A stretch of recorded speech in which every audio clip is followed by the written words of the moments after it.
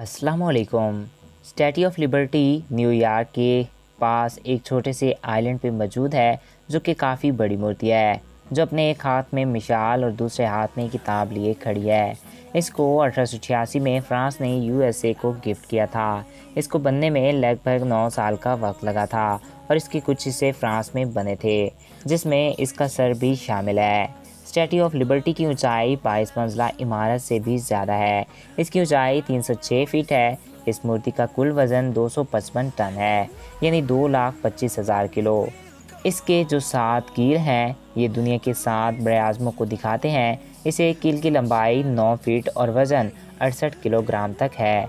इस मूर्ति के ताज में 25 खिड़कियां मौजूद हैं। इसकी मिसाल 1876 में बनकर सबसे पहले तैयार हुई थी, लेकिन पहली जंग अजीम में हुए बम धमाकों से ये मिसाल टूट गई और इसके दोबारा ठीक होने में $1,00,000 का खर्च आया था। इसके बाद मिसाल की सीढ़ियों को बंद कर दिया गया। इस मिसाल पे 24 किलो सोने का पत्थर चढ़ा हुआ है। इस मूर्ति के बाएं हाथ में किताब है।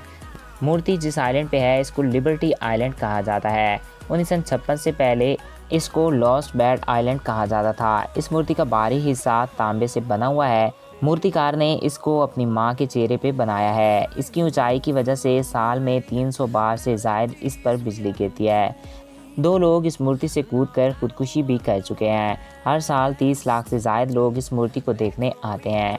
28 अक्टूबर 2018 को ये मूर्ति अपना 132वां बर्थडे मना चुकी है। तेज़ हवाओं में मूर्ति 3 इंच और मिसाल 5 इंच तक हिलने लगती है। तो दोस्तों, ये थे स्टैच्यू ऑफ लिबर्टी के मुताल्लिक़ कुछ फैक्ट्स है।